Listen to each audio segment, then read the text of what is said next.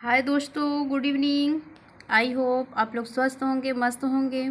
YouTube channel पर शिष्याई with job में आप लोग का हार्दिक स्वागत है, अभिनंदन है। तो चलते हैं अपने क्वेश्चन की ओर। तो आज हमने फिजियोलॉजी से सारा क्वेश्चन लाया है। चलते हैं अपने क्वेश्चन की ओर।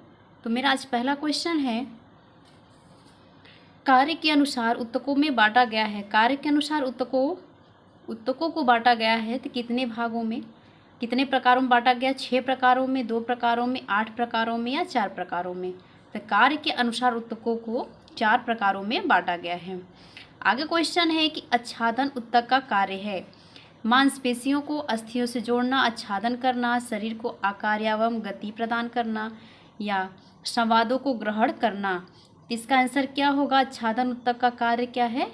आच्छादन करना। बी इसका आंसर सही है।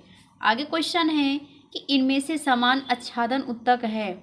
इनमें से सामान्य आच्छादन ऊतक है अनुवर्ती उपकला, कूटस्थरीय उपकला, सल्की उपकला, स्तरित उपकला। तो इसका आंसर सी सही होगा, सल्की उपकला। आगे क्वेश्चन है कि संयोजी ऊतक का कार्य है। तो संयोजी ऊतक का कार्य है तो शरीर के एक अंग को दूसरे अंगों से जोड़ना, विभिन्न अंगों का आच्छादन करना, शरीर को आकार एवं गति प्रदान करना। इनमें से कोई नहीं। इसका आंसर होगा शरीर के एक अंग को दूसरे अंगों से जोड़ना। ये क्या है? संयोजी ऊतक का कार्य है। ए इसका आंसर सही है। आगे क्वेश्चन है कि रक्त ऊतक है। तो रक्त ऊतक है तो कौन सा है? तरल संयोजी ऊतक, तंत्रिकीय ऊतक, आच्छादक ऊतक, पेशी ऊतक। तो इसका आंसर क्या होगा? तरल संयोजी ऊतक। ए इसका आंसर सही है। आगे क्वेश्चन की ओर। आगे क्वेश्चन है कि एक्टिव एवं मायोसिस पाई जाती है रेखित पेशियों में, हृदय पेशी में, स्वतंत्र पेशियों में, उपरोक्त सभी में।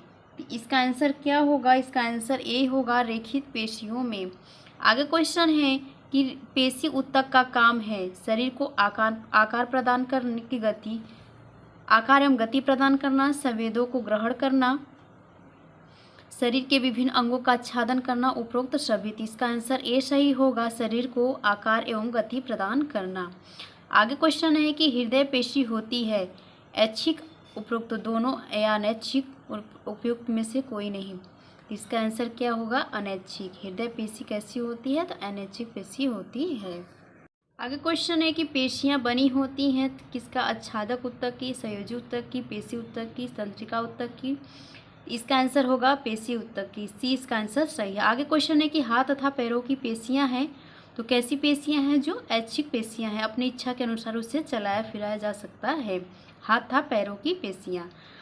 आगे क्वेश्चन है कि मांसपेशियों में प्रोटीन और जल का प्रतिशत है तो कितना है? 25% प्रोटीन होता है और जल 75% होता है। इसमें मांसपेशियों में। डी इसका आंसर सही है। आगे क्वेश्चन है कि पेशी समभाव में संकुचक एवं प्रसारक पेशियों में थोड़ा तनाव रहता है तो क्या रहता है? पेशी समभाव में संकुचक एवं प्रसारक पेशियों में थोड़ा तनाव रहता है। ए इसका आंसर सही है। आगे क्वेश्चन है कि बकीनेटर पेशियों का कार्य है तो बकीनेटर पेशियों का क्या कार्य है? गालों पर सिकुड़न लाना क्या है? बकीनेटर पेशियों का कार्य है। आगे क्वेश्चन है कि द्विशीर्षका पेशी का कार्य है तो कौन सा कार्य है? कोहनी को मुड़ना या कोहनी को फैलाना, बाहों में गति लाना, आंखों की पुतलियों को घुमाना। तो इसका आंसर होगा कोहनी को मोड़ना। ए इसका आंसर सही है। आगे क्वेश्चन है कि पेशियों में थकान होती है। पेशियों में लैक्टिक अम्ल के ये जमा होने के कारण क्या होता है? पेशियों में थकान होती है। ए इसका आंसर सही है। आगे क्वेश्चन है कि हृदय पेशी है तो हृदय पेशी कैसी पेशी है? तो अनैच्छिक पेशी है। बी इसका आंसर सही है। ग्रीवा प्रदेश की पहली कशेरुका है। ग्रीवा प्रदेश की पहली कशेरुका है तो कौन सा है? एटलस। एटलस कशेरुका है ग्रीवा प्रदेश की पहली कशेरुका। ए इसका आंसर सही है। आगे क्वेश्चन है कि स्टर्नम अस्थि है तो स्टर्नम कैसी अस्थि है? वक्ष की अस्थि क्या कहलाती? स्टर्नम अस्थि कहलाती है। ए इसका आंसर सही है। आगे क्वेश्चन है कि त्रिक प्रदेश में कशेरुकाओं की संख्या है तो त्रिक प्रदेश में कशेरुकाओं की संख्या कितना है? तो 5 माना गया है। ए इसका आंसर सही है। आगे क्वेश्चन है कि पटेला अस्थि है तो पटेला अस्थि किस हड्डी को का मतलब किस अस्थि को कहा जाता है? तो टेहुना की अस्थि को पटेला अस्थि कहा जाता है।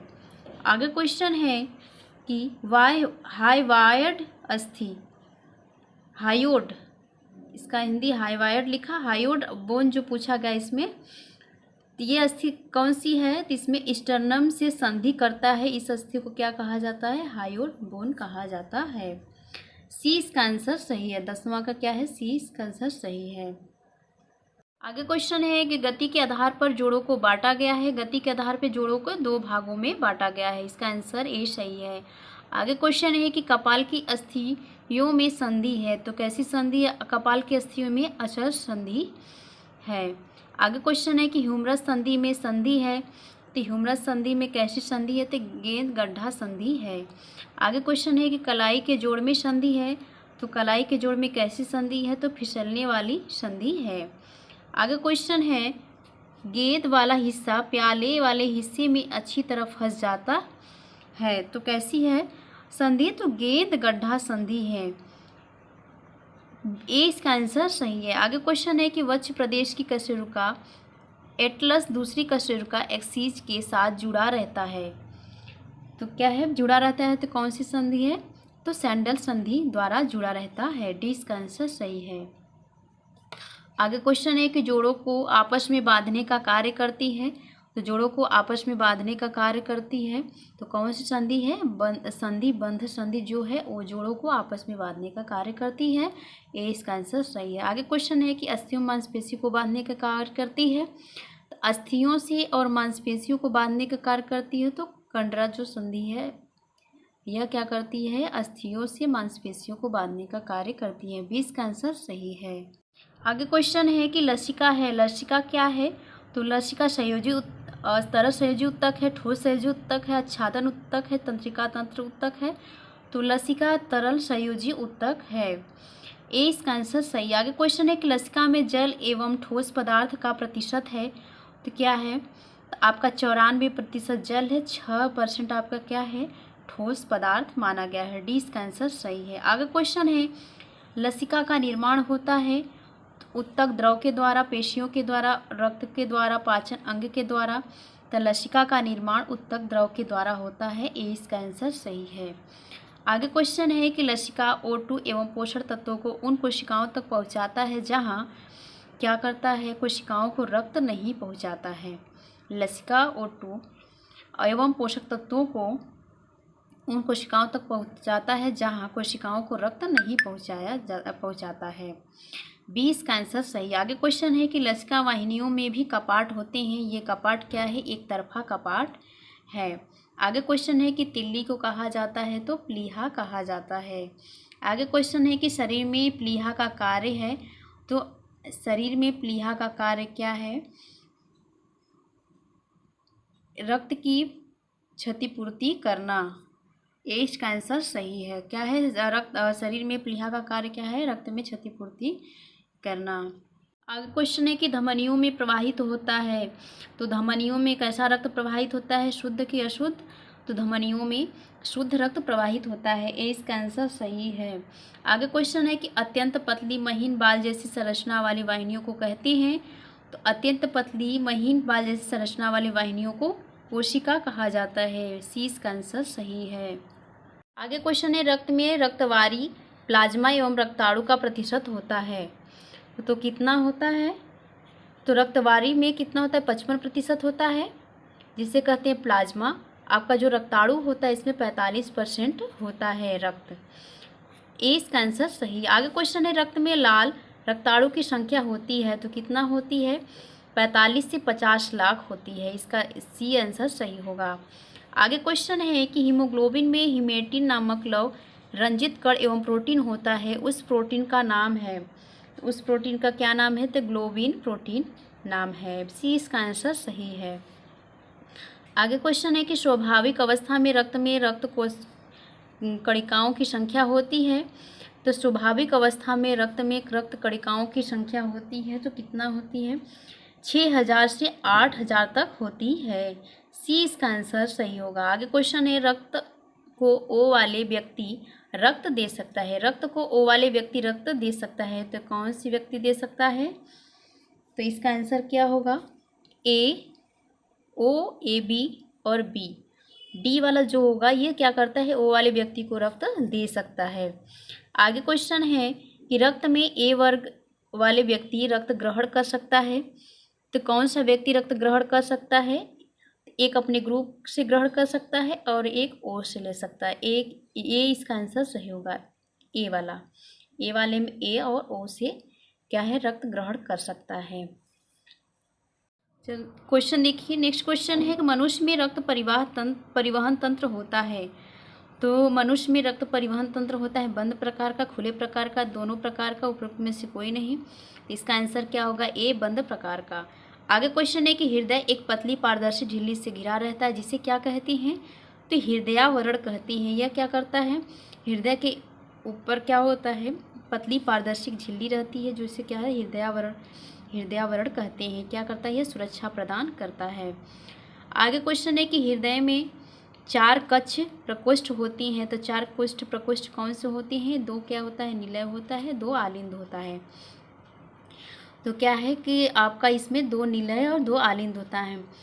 2 निलय में आपका दाएं बायां हो गया, लेफ्ट राइट। आपका आलिंद में 2 हो गया है, लेफ्ट राइट, दायां बायां।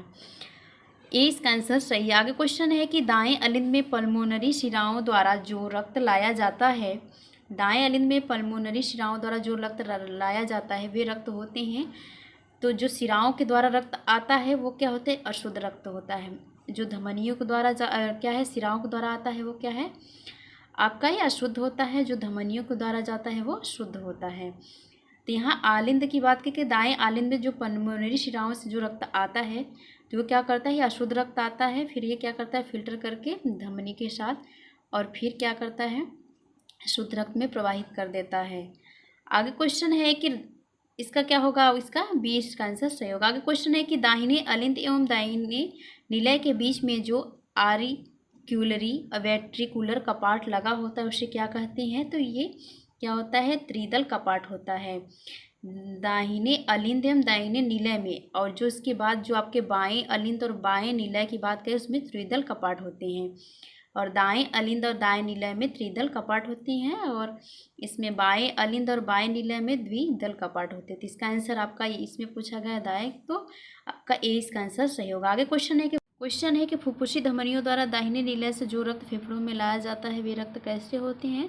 वे रक्त अशुद्ध रक्त होते हैं। बी इसका आंसर सही है। आगे क्वेश्चन है कि हृदय में सबसे पहले संकुचन होता है, तो कहाँ पे? दाहिने अलिंद में संकुचन होता है। संकुचन का कार्य कहाँ होता है? जहाँ जिन शिराओं से ब्लड आता है, जो पल्मोनरी शिरा से, वहाँ पे क्या होता है? संकुचन का कार्य होता है। आगे क्वेश्चन है, ए इसका आंसर सही। आगे क्वेश्चन है शिराओं में प्रवाहित होता है, तो शिराओं में क्या प्रवाहित होता है? तो शिराओं में आपका अशुद्ध रक्त प्रवाहित होता है। तो आज के लिए इतना ही। आई होप आप लोग को वीडियो पसंद आया होगा, और इसमें कुछ क्वेश्चन हम इसे अगले वीडियो में कवर कराएंगे। तो इस वीडियो में आज के लिए इतना ही क्वेश्चन हमने इसमें कंप्लीट करा दिया है। तो आप लोग को वीडियो पसंद आया तो प्लीज़ वीडियो को लाइक, सब्सक्राइब, शेयर जरूर कीजिएगा, और चैनल में आज के लिए इतना ही। Thank you, thanks for watching.